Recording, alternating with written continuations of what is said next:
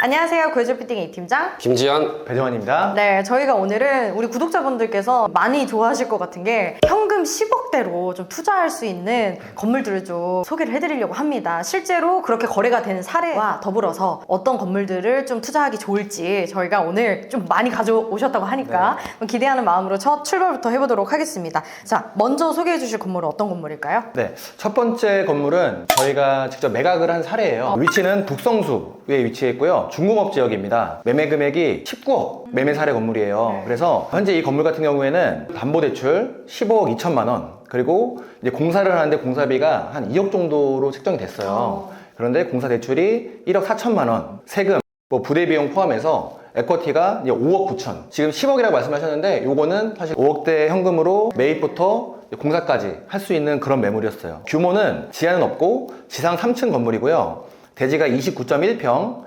연면적이 43.12평입니다. 건폐율이 69.41%고 용적률이 184.78%인데 25년 2월에 매각을 해드렸고요. 명도가 완료돼 있었고 주택 형태로 되어 있는데 올근생으로 용도 변경이 다 되어 있었어요. 그러면 이 건물을 매입하시게 된 포인트가 있었나요? 네, 주변의 사례들을 보면 평당 8천에서 1억 정도까지 사례나 호가가 나와 있는데 이 건물 같은 경우에는 평당 6,500만 원대로 정말 급매물이었다는 게 첫 번째고요. 두 번째로는 성수동에 위치해 있다는 부분. 왜 주요했냐 하면은 이 건물을 매입하신 주 목적이 숙박업을 하기 위한 건물이었어요. 그런데 저희가 사전에 호스텔로 용도 변경하는 부분 체크를 미리 해서 가능하다라는 게 확인이 돼서 매입한 건물입니다. 네, 대표님 이 건물 혹시 알고 계세요? 네.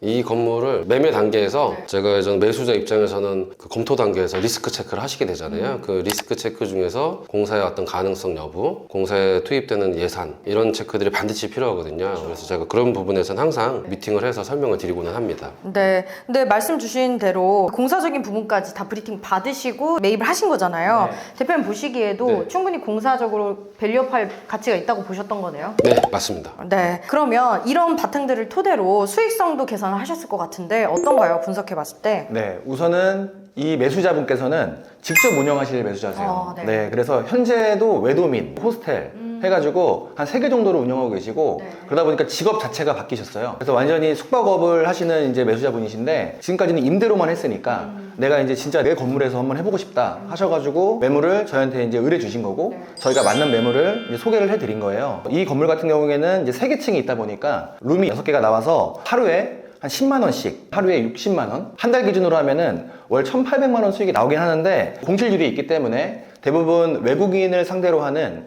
외도민이나 호스텔 이런 숙박업이 공실률이 1년으로 봤을 때 평균적으로 한 30%는 난다고 해요. 또 운영비가 들어가잖아요.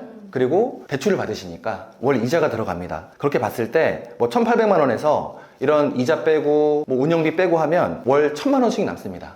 그래서 연수익은 한 1억 2천 순수익이 남고요. 그렇게 되면 5억 9천 투자해서 공사해서 연 1억 2천 수익이 남아요. 투자 대비 수익률은 직접 운영하시니까 20% 되는 그런 매물이었죠. 네, 투자하실만 하셨겠다라는 생각이 좀 듭니다. 직접 운영을 하시니까 확실한 그런 장점이 있다 보니 저희한테 딱 그런 매물을 찾아달라 해서 저희가 진짜 어렵게 찾은 매물이에요. 네, 저희가 외도민 사업 이런 호스텔 관련해서 최근에 좀 많이 소개를 해드렸는데 공사적인 측면에서도 조건들이 좀 까다로울 것 같아요. 허가와 조건이 연동돼서 좀 같이 이루어지는데 외도민하고 호스텔 이 두 가지의 차이점부터 좀 인지를 하셔야 돼요. 외도민은 이제 민박업입니다. 주택이어야 돼요. 건물이 주택의 용도로 허가가 돼 있어야 되고 근생으로 용도 변경이 됐어요. 그 상태에서는 외도민이 아닙니다. 건물주가 그 건물에 주택으로 돼 있는 건물에 주소지 이전이 돼 있어야 돼요. 전입신고가 돼 있어야 되고 그 안에서 민박을 받습니다. 여러분이 흔히 생각하는 옛날에 하수, 여러분들 중에서도 어리신 분들은 모르겠어요. 저희 때 이제 하숙이라고 하숙집 아주머니가 방을 하나씩 학생들한테 나눠주면서 밥을 저는 아침, 점심, 저녁을 먹여가면서 하숙비를 받았던 문화가 있는데 그렇게 생각하시면 됩니다. 여러분이 흔히 아시는 다가구 주택 있잖아요. 원룸. 호스텔이 좀 더 까다롭다니 그러면 내가 원룸에서 내 원룸에서 하면 되는 거 아니야? 라고 하는데 그렇게 되면 안 됩니다. 만약에 그렇게 되면 세대마다 거주자가 주인이 있어야 되는 거예요. 현관 대문 기준이에요. 현관 대문을 하나 열고 들어와서 그 안에 방이 있는 건 됩니다. 그래서 좀 한계가 있는 거죠. 그리고 호스텔이 수익 구조를 갖추기 이제 제일 좋은 건데 왜냐? 주택 보유가 아니고 근생 보유로 가니까 주택수에서도 빠지고 그래서 호스텔은 근생인 상태에서 운영하는 하나의 숙박업입니다. 그렇기 때문에 저는 우선순위로 호스텔을 먼저 알아보시고 정 안 되면은 이제 주소 지정까지 감안하셔서 외도민으로 가셔야 되는 거다. 우선순위는 호스텔 검토 요건을 알아보셔야 됩니다. 그렇게 되면은 지금 말씀드린 내용만 보더라도 당연히 좀 공사 내용도 그거에 맞춰서 틀려지는 거죠. 네. 네. 자, 그러면 이제는 실제 매물 사례를 좀 소개해 드리려고 합니다. 현금 10억대 투자해서 살만한 건물들, 실제 사례들 저희가 보여드릴 텐데, 그 전에 10억대 소액 투자를 할 때 필요한 좀 꿀팁, 이런 기준으로 봐야 된다를 먼저 제시해 주시면 네. 이제 사례를 보시는 동안에 시청자분들도 아, 여기에 해당되는구나 먼저 아실 수 있을 것 같거든요. 어떤 게 좀 있을까요? 빌딩 매매를 하다 보면은 공사가 이루어지는 경우가 많아요. 그런데 대부분 매물을 사고 뭐 세금 체크하고 뭐 이런 부대 비용 체크를 하는 데 있어서 공사비 체크를 사전에 안 하는 경우가 많거든요. 만약에 뭐 에코티가 내가 10억이 있어서 이 비용으로 어느 정도 대출을 받고 샀어요. 샀는데 사전에 공사인 부분을 체크를 안 하면 나중에 이제 비용이 오버되는 경우가 많거든요. 그래서 그 에쿼티 안에서 매물 그리고 공사까지 미리 비용 체크를 하고 그러고 매수를 하셔야 나중에 이제 자금이 모자라지 않는 그런 상황이 발생할 수 있습니다. 방금 전에 제가 소개드린 성수동 매물 같은 경우에는 호스텔로 매수를 하다 보니까 첫 번째로 제일 중요했던 게 용도 변경, 허가 여부였어요. 이 부분은 사실 일반인이 그냥 확인하고 체크하기 힘든 부분이다 보니까 중개사 그리고 저희 건축사를 통해서 항상 체크를 하고 매수를 해야 되는 부분이 제일 포인트고, 두 번째로는 아무래도 비용을 작게 들어가다 보니까 대출을 좀 많이 받으시거든요. 그래서 확실히 자기 컨텐츠가 있다, 그리고 수익이 얼마큼 나온다라는 체크를 정확히 하시고 매수를 하시는 게 중요합니다. 그 아까 호스텔 얘기하시면서 공사 내용이나 이런 허가적인 부분이 좀 많이 다르다고 하셨어요. 어떤 부분이 가장 크게 좀 다를까요? 일단은요, 호스텔로 밸류업을 한다라고 할 때 첫 번째는 내력벽을 그렇게 두려워하지 않아도 돼요. 기존의 주택의 성격을 띈 건물들을 근생으로 바꿀 때는 내력벽을 무조건 제거를 해야 됐지만, 호스텔은 그 주택의 내력벽 구조도 활용할 수가 있으니 그런 부분에서는 구조적으로 비용적으로 좀 세이브가 되는 부분이 있다. 그리고 오래된 건물은 항상 엘리베이터가 없었단 말이죠. 근데 호스텔 건물은 엘리베이터를 또 굳이 안 넣어도 운영에 별 지장이 없습니다. 외국에서 소개된 사이트 보고 외국인분들이 예약해서 한국에 오시는데 4층, 5층 정도 걸어 올라가시는 거 신경 안 쓰세요. 이 건물 엘리베이터 있나 없나 보질 않으세요. 물론 좀 뭐 짐을 많이 지고 오셔서 계단 올라가는 거 한 번은 어렵지만, 그게 올라갈 때 내려갈 때가 한국에 왔을 때, 한국에서 다른 데로 갈 때 딱 한 번이거든요. 평소에는 가볍게 짐을, 필요한 짐만 들고 왔다 갔다 하신단 말이죠. 그래서 엘리베이터를 굳이 안 넣어도 된다, 이런 부분에서 공사비가 좀 많이 세이브 되고요. 또 반면에 공사비가 조금 더 들어갈 수 있는 부분들은 있어요. 인테리어를 조금 깔끔하게 해야 사이트에도 예쁘게 올릴 수 있고 고객분들의 어떤 반응도 리뷰도 좋게 달릴 수 있으니 인테리어는 그래도 조금 신경 써서 해야 된다. 일반 근생하고는 좀 이렇게 다른 부분이 있는데 비교적 비용은 조금 세이브 되는 측면이 큽니다. 아무래도 구조적인 부분에서 세이브가 되는 거다 보니까 세이브 되는 범위가 좀 큰 것 같아요. 금액적인 게. 저는 지금의 투자에 대한 제 관점하고 좀 연관이 되어 있는데, 제가 크고 작은 부동산 투자를 했지만 제 빌딩을 가져본 적이 없다가 최근에 제가 건물을 매수를 해서 제 건물을 하나 가졌거든요. 근데 지금 어려운 시기에 저도 투자를 했단 말이죠. 그러니까 저는 어떻게 봤냐면, 지금 금액이 많이 내려갔다, 지금이 투자할 시기다 라고 저도 파악을 했고 제가 투자를 했습니다. 제가 여러분들한테 투자를 부추기는 게 아니고 제가 투자를 했어요.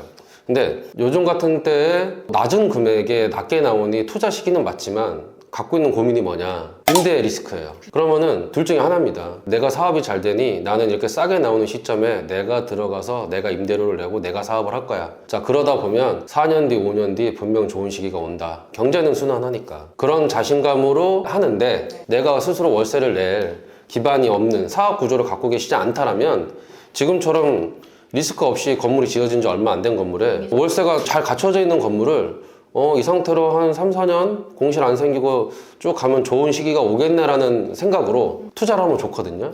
지금 이 건물은 소액으로 안정적으로 몇 수년간 월세 구조를 유지하다가 자본시장이 좀 이렇게 좋아지는, 부동산 시장이 좋아지는 시기로 좀 기다리기만 하는 그런 매물이 아닐까라는 좀 생각이 듭니다. 다른 이사님께서도 이 질 수 없다 또 준비하셨다고 합니다. 네네. 그래서 이어서 한번 소개해드려 보도록 하겠습니다. 그럼 저희는 다음 컨텐츠에서 인사드릴게요. 안녕.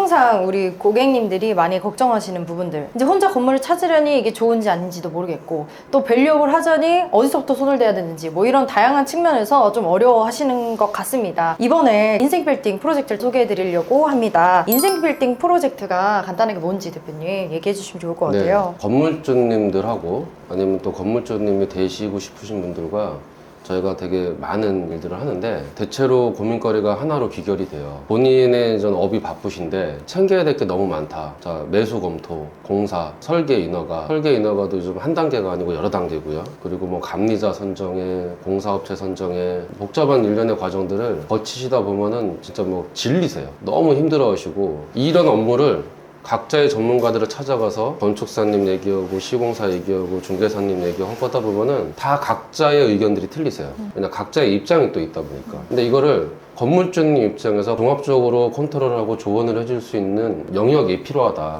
제가 이제 그 역할을 한 지 꽤 오래됐거든요. 저희가 어떤 역할을 하고 구체적으로 어떻게 도와드릴 수 있는지 좀 그런 얘기를 좀 가졌으면 좋겠습니다. 이사님도 인생 빌딩 프로젝트 같이 하고 계신데 어떤 부분들을 조금 도움을 주고 계실까요? 시장 상황이 좋거나 뭐 나쁘거나 상관없이 매수자분들은 가장 중요한 게 금매를 찾는 게 가장 중요하잖아요. 중개사가 할 일은 좋은 물건을 보여드리는 거라고 생각을 해서 좋은 물건 발굴해드리고, 그 건물을 매수하기 이전에 알아봐야 할 건들이 되게 많아요. 뭐 세무적인 거, 법무적인 거, 건물 매입 전에 이런 것들을 다 완벽하게 저희가 준비를 해드리고 매수하시고, 그다음에 저희가 유지 관리까지 나중에 매각까지 도와드릴 수 있습니다. 처음부터 끝까지라고 하지만 사실 처음부터 끝까지가 안 되는 경우도 종종 있다고 들었거든요. 어떤가요, 실제 보통 중개업에서는? 보통 중개회사는 중개업을 하다 보니까 임대차가 좀 부족한 부분이 많아요. 네, 저희 회사는 이제 시공회사를 모토로 이제 공사도 책임지다 보니까 이제 건물을 매입하고 공사 부분까지 하시면서 저희가 임대차까지 이제 임대사업부가 또 따로 있고요. 이제 대표님께서 새로 시작하시는 빌딩 유지 관리를 하면서 저희가 거기에 맞는 컨텐츠를 채울 수 있는 또 방법들도 많이 모색을 하고 있기 때문에 많은 도움을 드릴 수 있을 것 같습니다. 전문가가 금매라고 생각합니다. 그 금매가 시세보다 싸요. 거래가보다 싸고 진짜 금매예요. 근데 검토를 했더니 이 건물이 용적률 검표를 제대로 못 찾는다. 증축을 못 한다. 그리고 신축도 어렵다. 이런 분석을 통해서 합리적인 어떤 건축 행위를 밸류업을 못 한다라면 그건 금매가 아닌 거예요.